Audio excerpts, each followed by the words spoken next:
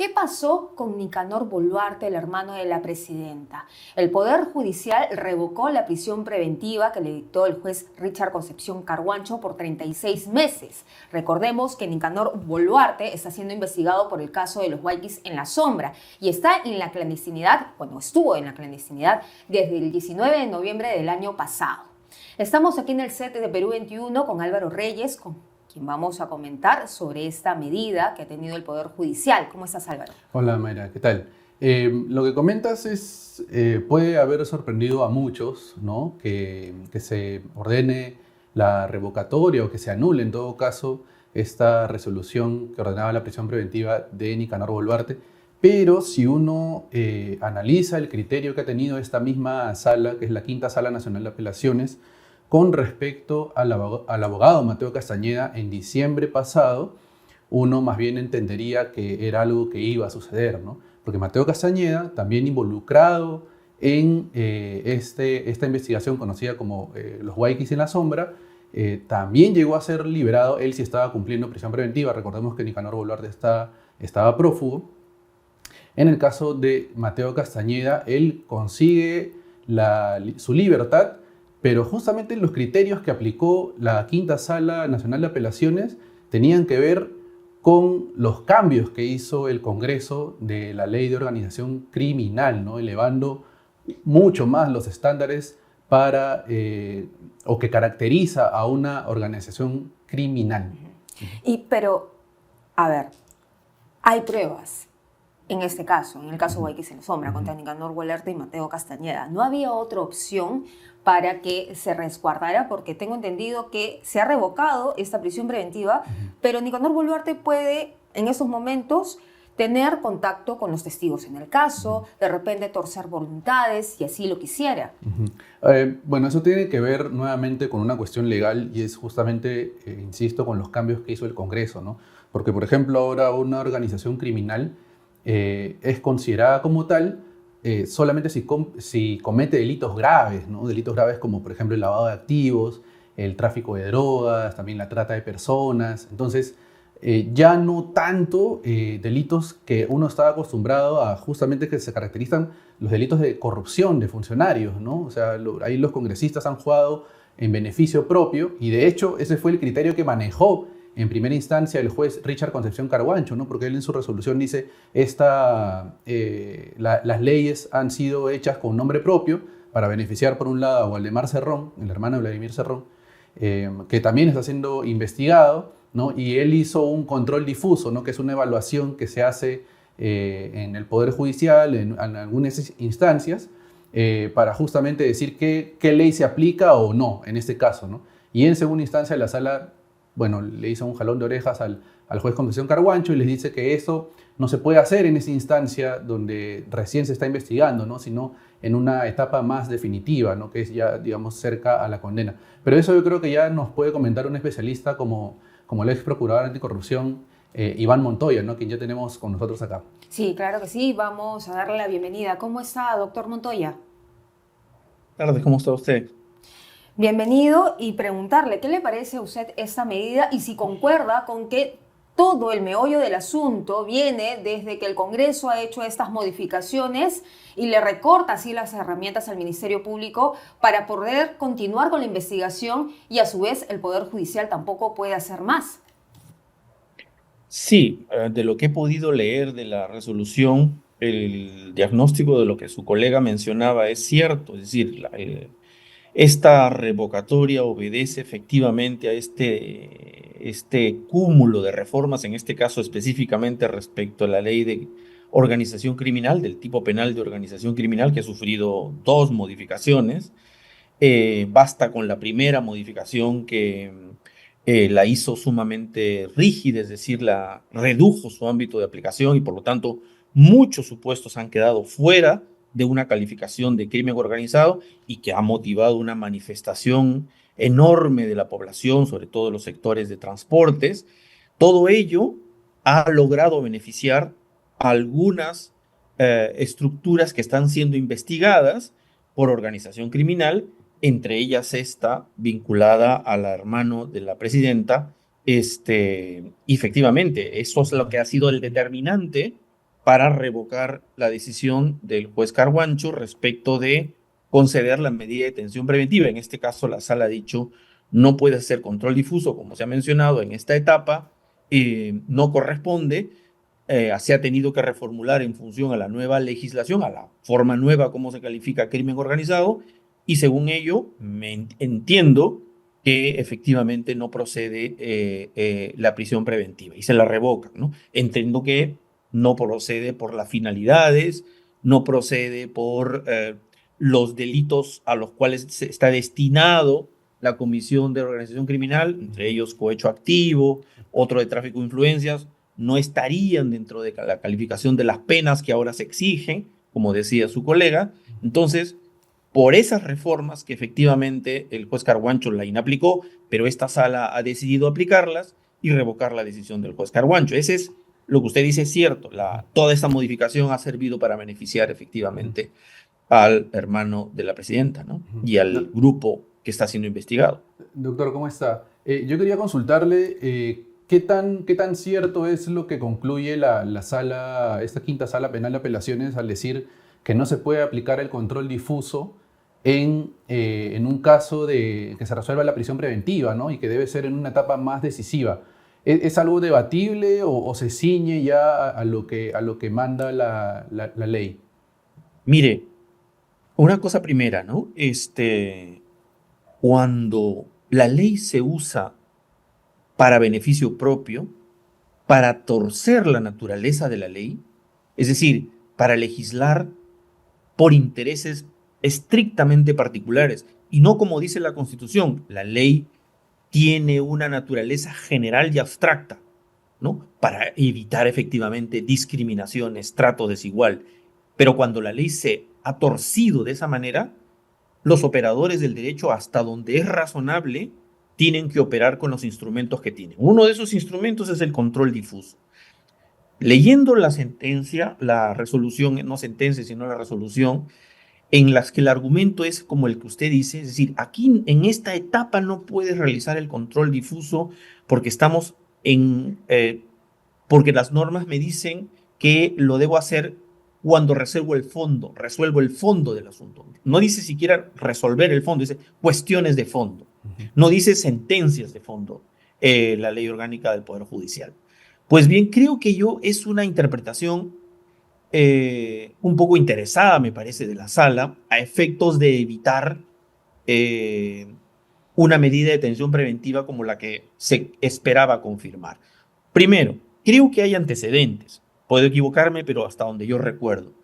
Recuerdo que no se trató de decisiones de fondo en aquellos casos en los que los jueces, a pedido de los fiscales, inaplicaban la ley Soto. Esto es el acotamiento de la suspensión de los plazos de prescripción. Espero que lo recuerde. Otra norma con intereses personales y propios. Pues hubo fiscales que pidieron la inaplicación, hubo jueces que las inaplicaron y algunas han quedado, me parece, firmes. Y la Corte Suprema ha dicho que efectivamente es inconstitucional y que sugiere o recomienda la inaplicación por parte de sus jueces. Y todo partió de decisiones que no eran del fondo, eran excepciones de improcedencia de acción, en fin, eran excepciones de prescripción en todo caso, y no procedieron por un control difuso. Reitero, me parece que la sala no recuerda que se ha utilizado, los fiscales han tenido que pedir y los jueces aceptar un control difuso antes de que se resuelva el fondo del asunto en sentencias, en primer lugar. Segundo, menciona la sala que en estos casos hay que operar en beneficio de las personas, ¿no? Las personas no pueden sentirse perjudicadas por este vaivén de normas. Yo entiendo la razón perfectamente, la entiendo y podría tener parte de razón, pero no se trata de cualquier persona, se trata precisamente de una norma que fue promulgada por la hermana de este señor que está siendo procesado y su entorno. Por lo tanto, no es cualquier sujeto que por el vaivén de las normas se siente perjudicado. Es un sujeto en el cual su hermana ha participado y ha promulgado la norma en su momento con el cual él se ha beneficiado. Sigue siendo una norma en interés particular. Y esas normas son inválidas o inconstitucionales. Y por lo tanto, sí correspondía el control difuso. Entonces, por donde uno lo mire, me parece que la sala ha acudido a recursos eh, eh, porque ya tenía creo, una intención predefinida. El antecedente está bien, Mateo Castañeda, pero una intención de aplicar la norma, de no hacer control difuso. Quiere evitarse complicaciones. Me parece que es uno de estas salas integrados por jueces extremadamente formalistas y que no son conscientes del contexto del Estado de Derecho en crisis en que vivimos, en los que la norma está dada de una manera torcida en muchos casos y sobre los cuales los jueces tienen que ser jueces activos y tener una lectura conforme a la Constitución y no solo conforme a la norma en estricto sentido de la palabra, ¿no? Ahora, doctor, usted mencionó justo la ley Soto y bien hizo en recordar que la Corte Suprema también o sea, se pronunció y también desacreditó esta ley Soto, ¿no? Pero en esta resolución, en esta presente resolución, también se invoca una decisión de la Corte Suprema, si no me equivoco, de la sala del juez César San Martín, que preside él, y más bien que ellos sí acatan, y me parece que es en el caso del clan Orellana, en donde dan la razón y justamente se aplica esta norma en beneficiando a esta organización criminal. Entonces creo que ahí la sala de apelaciones se ha sostenido en esta decisión que han tomado los jueces supremos. No sé si lo llegó a advertir. Sí, creo que la Suprema que ha tenido también algunos vaivenes, o sea, termina digamos, no aplicando la norma, en algunos casos la aplicó, terminó luego, en el caso de la ley Soto, terminó por decidir que era inválida, inconstitucional y sugerir y recomendar la inaplicación por los órganos judiciales respectivos. En este caso concreto de Orellana, aplica la ley, pero entra un análisis de fondo. Entra un análisis en el sentido de decir, claro, la idea no es lo que dice la ley, en general es el sentido de si se trata de delitos graves, como se decía en el inicio de la presentación de la entrevista. Y algunos de los delitos imputados en este caso no son graves, me parece que decía la sala, ¿no? Entonces, hay un nivel de razonamiento de por medio. Y creo que también hay una diferencia entre lo que en el caso en el que decide la Suprema en esa oportunidad y en este caso. Orellana, si ha sido ese caso, trato de recordarlo un poco, no se le puede vincular, por más delincuente que sea, no se le puede vincular a la dación de la norma. Entonces, el hecho de que no esté involucrado en la dación de esta norma, en la que restringe el alcance del delito de crimen organizado, puede uno sostener bien, es uno de estos ciudadanos que siendo imputado, siendo procesado, no puede estar sometido al vaivén de las normas, a la indeterminación. Pero debo resaltar que este caso es diferente.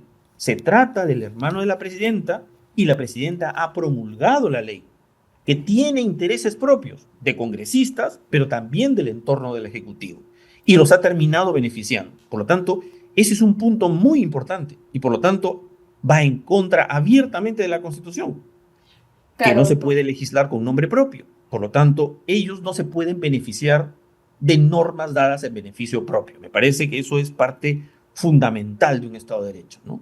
Claro, y sobre eso el Ministerio Público tiene una demanda competencial en el Tribunal Constitucional que todavía no tiene fecha por verse, pero ¿cómo podría hacer el Ministerio Público para cautelar la investigación? Si en esos momentos Nicanor Boluarte, que es el principal investigado, está en libertad porque ya le revocaron la prisión preventiva, ¿cómo el Ministerio Público puede garantizar que se llegue a un final con sentencia? Si en estos momentos ya se están tomando estos criterios de parte de la sala. Claro. Ha ordenado, creo que una medida de comparecencia con restricciones, pero eso no garantiza efectivamente que se ponga en contacto a través de terceros o directamente incluso con testigos, intentar hacer alguna presión, incluso no solo obstaculizar el procedimiento y tiene probablemente, potencialmente poder para hacerlo, ¿no? Sino que también puede sustraerse de la justicia tranquilamente, en el sentido que ya lo hizo una vez. Por lo tanto, el tema del peligro procesal, su fuga, ya estaba evidente. En él no había dudas. Si hubiésemos tenido la norma original, el peligro procesal estaría acreditado plenamente. Entonces, creo que se relativiza muchísimo la seguridad que tenemos en el ámbito del aseguramiento de los elementos probatorios, de las pruebas recogidas. Es precisamente la medida de detención preventiva tenía efectivamente esos propósitos, ¿no? Evitar la obstaculización del proceso y evitar la fuga.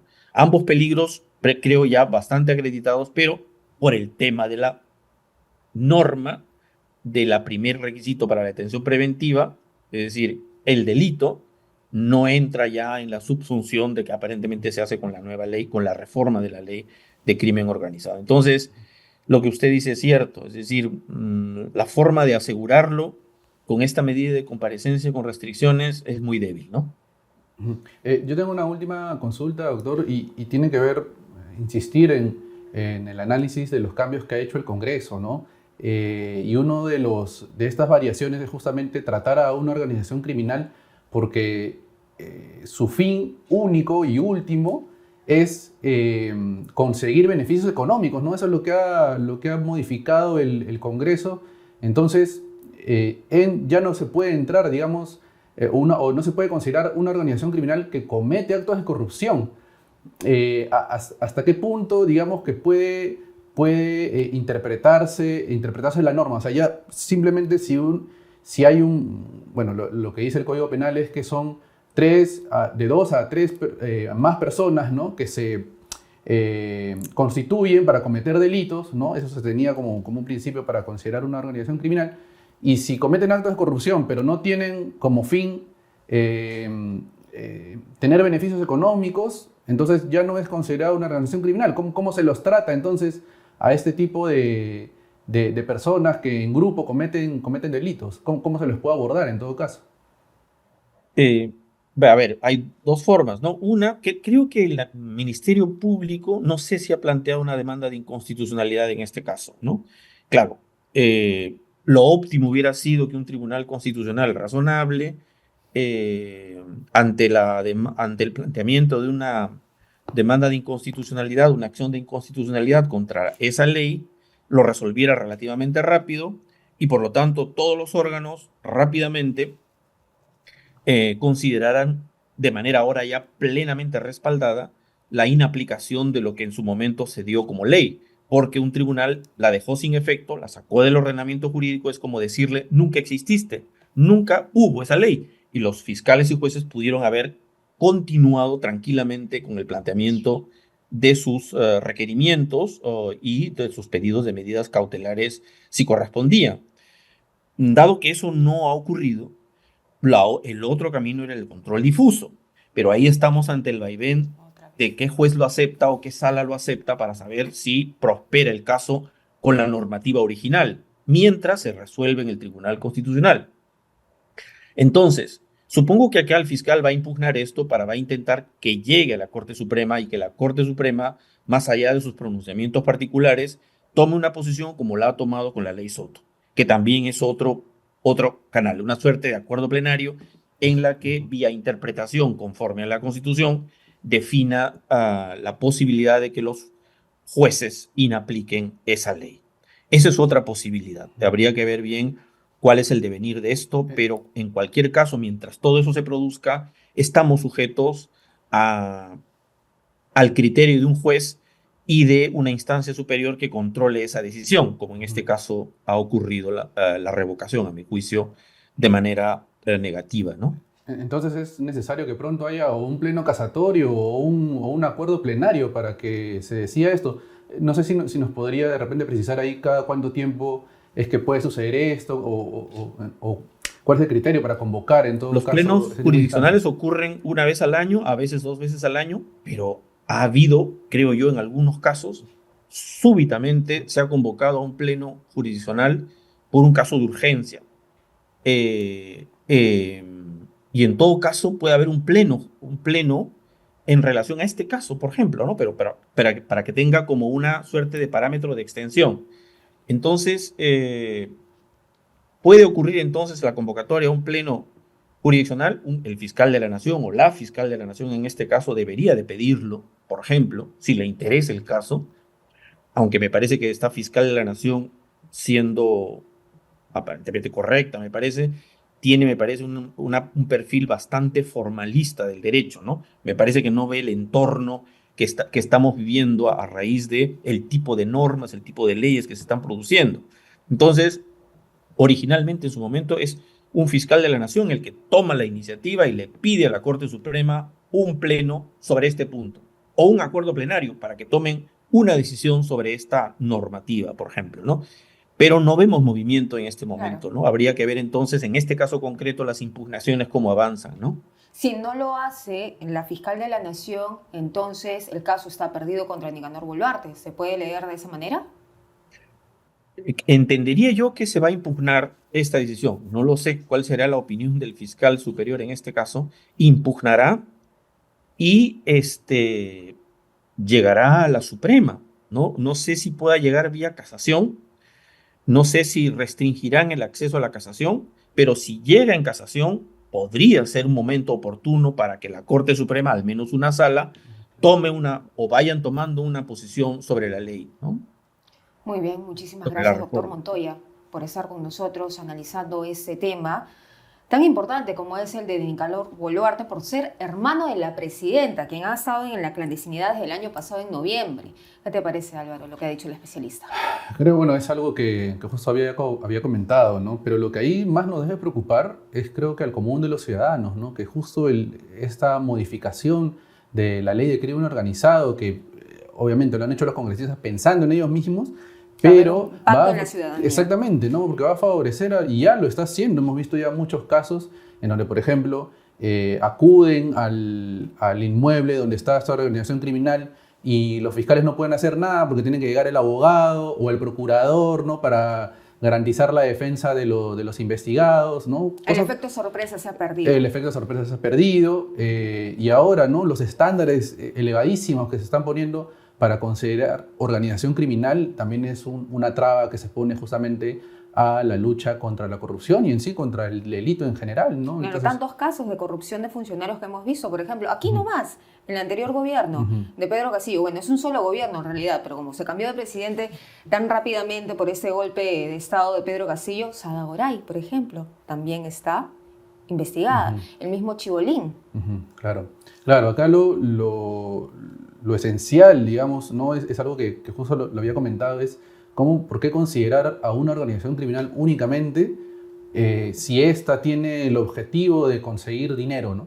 O sea, ahí ya con ese criterio están Apartando. claro, muchos actos de corrupción, ¿no? Que es, sobre todo ese intercambio de favores. De repente no hay dinero de por medio, pero sí hay intercambio de favores, el delito de cohecho, ¿no? Que es la coima o el soborno o la prebenda, la dádiva, ¿no? Que Claro. no necesariamente se ejemplifica en dinero, ¿no? Sino también en intercambio de favor, ¿no? Yo te coloco acá, tú colocas a mi hermano acá, ¿no? Nepotismo, todo ese tipo de cosas, ¿no? Entonces, lo vamos a padecer, lo estamos padeciendo ya y bueno, nosotros como prensa tenemos que advertir cada momento que haya este tipo de actos delictivos, ¿no? Y sobre todo invocar a la ciudadanía a darse cuenta, ¿no? Sobre todo pensando ya también en el 2026 y en las próximas elecciones para ver qué partidos son los que han participado en estas modificaciones tan lesivas para conseguir justicia en el país, ¿no? Claro, los intereses propios, particulares, han primado en todas estas modificaciones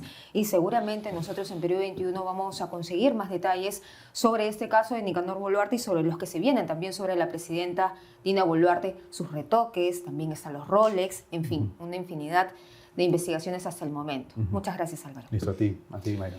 Bien, amigos, regresamos entonces con más información.